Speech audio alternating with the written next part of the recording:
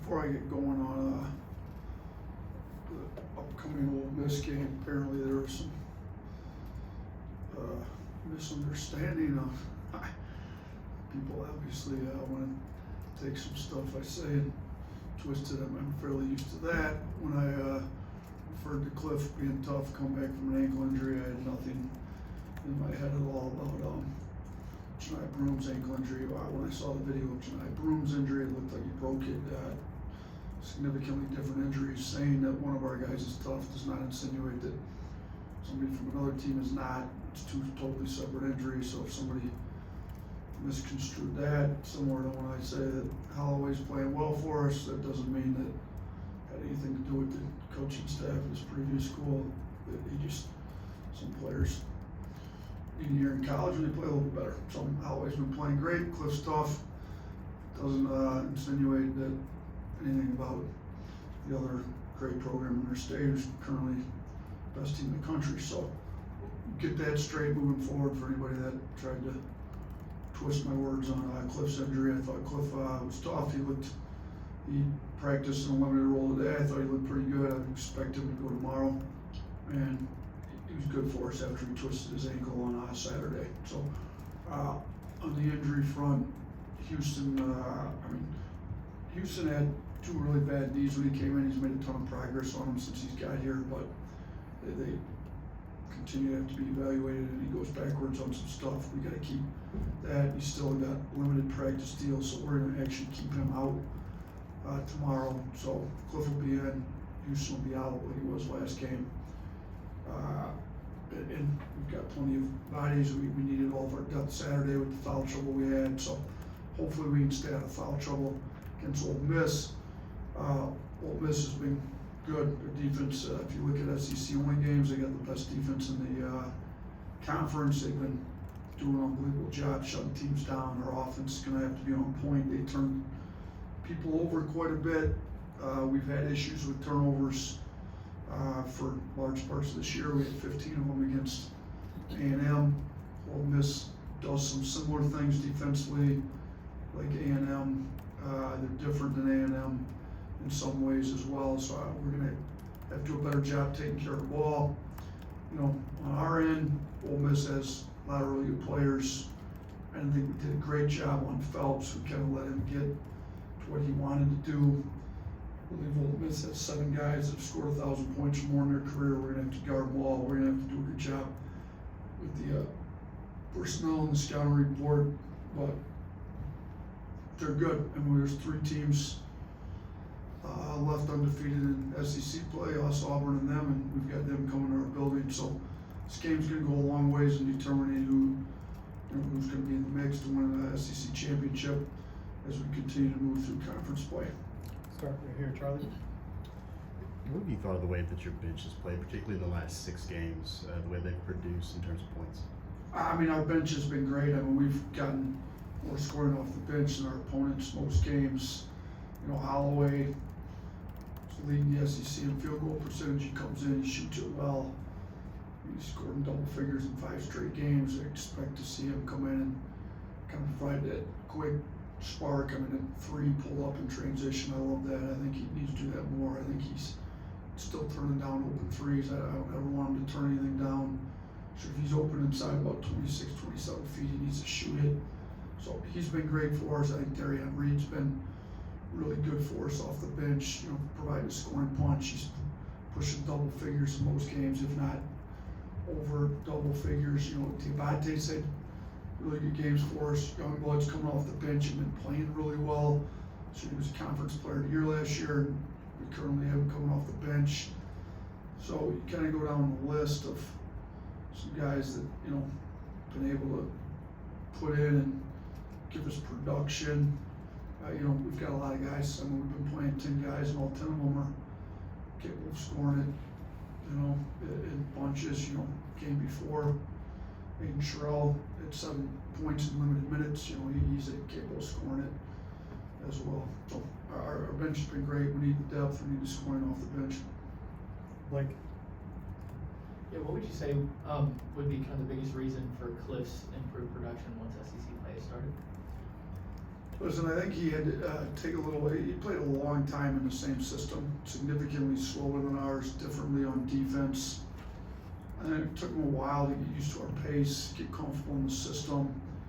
You know, the less you have to think, the more instinctual, the more aggressive. His game needs to be aggressive, attacking, instinctual, athletic, getting up, catching lobs. You know, I think he's finding his spots in our offense a little bit better. So, and defensively, you know, he's been good. You know, really happy with Cliff's play. I love him as a kid. I loved him as a kid since the day I met him. He's like, if you guys ever get to sit down and talk to him, he's such a great young man to talk to, and he wants to do well. He's like unbelievable person that way. I think he just had to figure out how he could help this team win, and literally no complaining from him, anybody in his camp, nobody. Just what do I need to do to help us win? And we should continue to get better at this. It's not about him at all. It's about what he can do to help the team. And I think those kind of guys end up figuring it out eventually. Tony. You talked about Chris coming off the bench, just with his recent performance, and then this matchup. Is this a matchup where you can maybe go more guard heavy, more 3-guard lineup? Yeah, exactly. I think you know, A&M obviously plays big. They've got strong wing types. Ole Miss probably has some more guard types. You know, Jalen Murray's very good coming off the bench. You know, they'll shoot Damon Breakfield's kind of a wing guard, big wing. They'll play him at small ball 5. So there's definitely a game where we can probably go a little bit smaller than what we did last game, and even maybe than what we have in the past. So, you know, with Youngblood playing as well as he has, and LeBaron and Mark and Holloway all playing as well as they have, you know, keeping 3 of those 4 out there for longer stretches would probably make more sense this game. Jack. You mentioned Holloway and his field goal percentage, and I know we knew about the 3-point shooting coming in, but just how's he kind of grown as a scorer overall, maybe hunting some of those shots inside the arc and being successful there? Yeah, we want him to get more aggressive. I think he figures it out when he gets in the lane pretty well. He's got unbelievable touch. You know, we don't take many non-rim 2s, but I'm more than comfortable with him shooting some of those paint floaters. And, you know, he makes them at a really high clip, so I kind of told him that, like, look, you get in the paint, Big's in the drop, that, like, go ahead and shoot it. So he's comfortable shooting it. He's getting comfortable in our offense, how aggressive we want him to be, and you know, he's got a pretty good finishing package. You know, his skill level's as high as about anybody I've. You know, he's obviously much different than Quinterly, but in similar regard with the finishing package at the rim, and you know, Holloway's been able to shoot it at a high clip. Quinterly works really hard to get his shot up, but those 2 guys are smaller guards that are ridiculously skilled, and I think you're starting to see more and more of Holloway's skill. Mike Rhoda.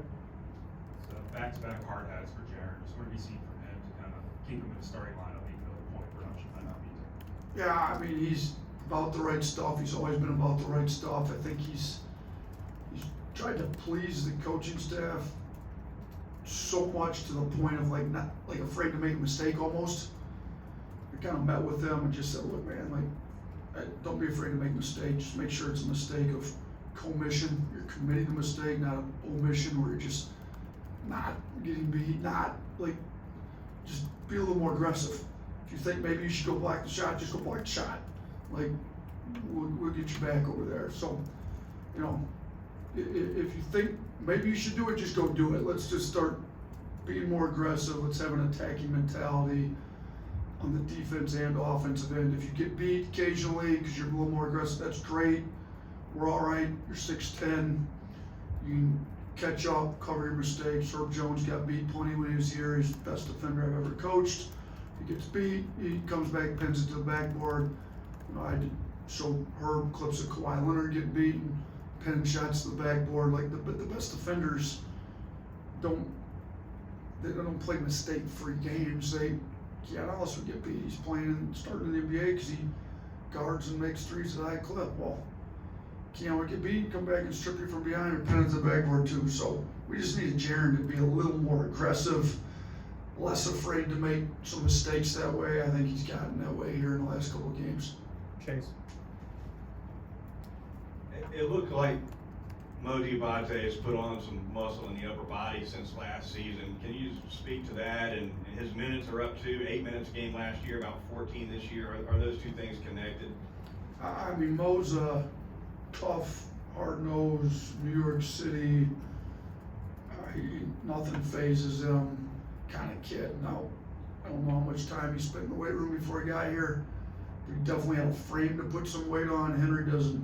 I think he's the best strength coach in the country. I'm obviously biased, but if you're willing to work, Henry's gonna put weight on you.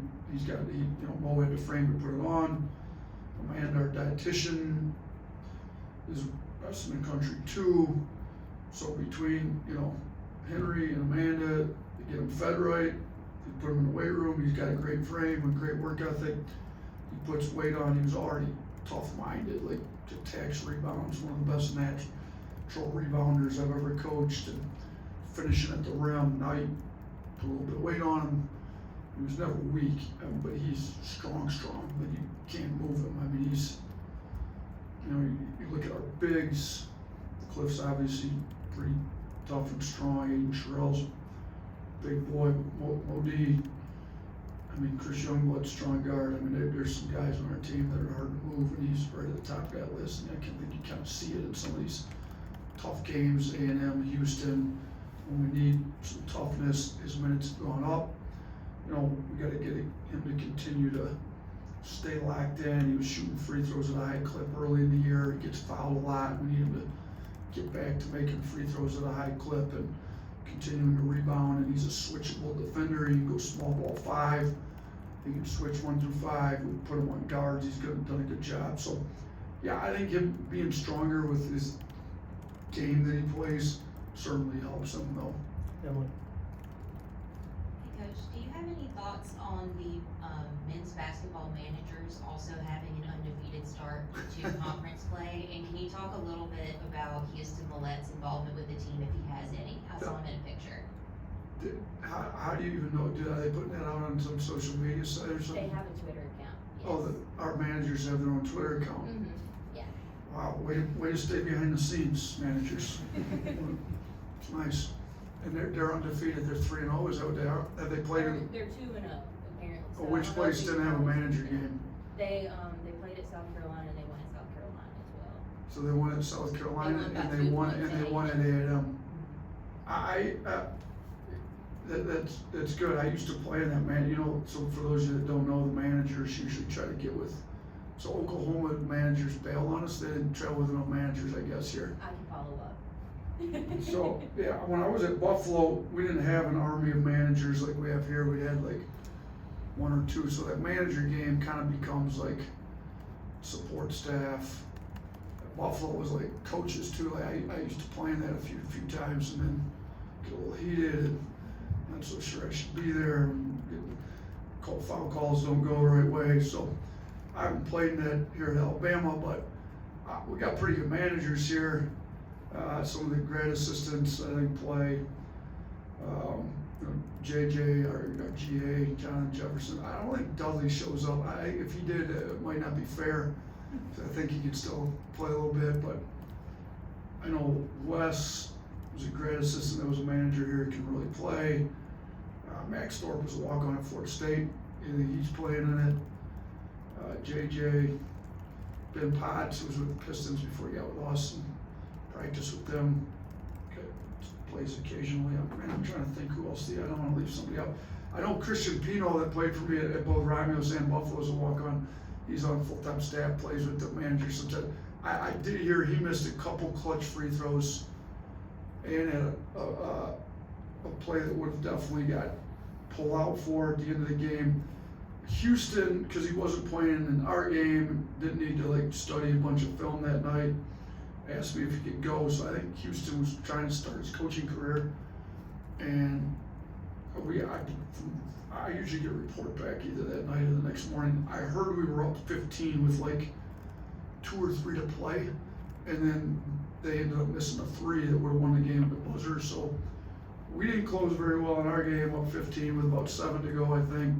I don't know if that was started the night before by Pino taking bad shots and missing free throws, but yeah, our managers, they're passionate about the game. Most managers get into this thing because they love basketball. They played, Zeb played down, I think he's down in the Mobile area, Fairhope, I believe. Maybe played with one of our walk-ons down there. Is pretty good. But yeah, we got some players. We got some GAs, and some support staff that playing the game. So I haven't been to it. I'm usually trying to get ready for the next game, but it's good to know they're 2-0.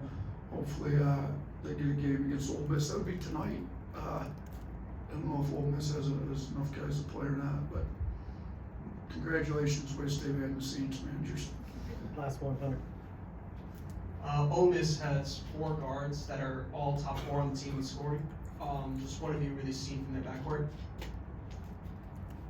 Listen, Matthew Morrell, who we tried to recruit out of high school, successfully went to Ole Miss. He's had an unbelievable career there. I've got a ton of respect for him. He's tough, physical, can shoot at a high level, can get to the paint. He's really good. Padula, who we also tried to recruit as a transfer, decided to go to Ole Miss. Super skilled, really tough. I love him. I think he's a great player. Those 2 guys, both good. They bring Murray off the bench. He's got a lot to his game. I mean, he's quick, he's explosive, he can get in the paint. He's gonna be a tough cover. Like he's a jet. He can shoot threes. So, and then is Davis the other one? Yeah, you're talking about. I mean, he's really good too. So they've had, or is it Barnes? Is it Davis or Barnes? It's the Davis. 4th. Yeah, that's what I thought. So they put someone in the starting line, bring someone off the bench. So like, we just have played some teams, South Carolina, who's leading scorers with the front court. Then we went to A&M, who's, more backcourt, and I didn't think we did a good job on Phelps. So now we've got back-to-back. Before that, Oklahoma was a backcourt. And we did a pretty good job for a large part of that game. So we got to get back to where a lot more like the beginning of the Oklahoma game in this game, because those guys can all go, and our guys got to know who's coming off the bench and can go. And we're going to have to do a good job. They got really good guards, and they do a good ton of respect for their staff. But they do a really good job of moving you around, a lot of motion, concepts, and then they're attacking. So you're busy guarding some action, and the action's got some real players in it, so you can't ignore it. And all of a sudden somebody's beating somebody, so you gotta have some good on-ball, defense, because sometimes your help side gets a little distracted with trying to guard their motion, and we gotta do a better job not being distracted while still knowing how to guard that. So they run good offense, they got good players. We got to work out for us tomorrow. That's why they're a good team. I mean, shoot, SEC's full of good teams, and they're 1 of 3 tied at the top right now. Thank you, Coach. Thanks, everyone. Appreciate you guys.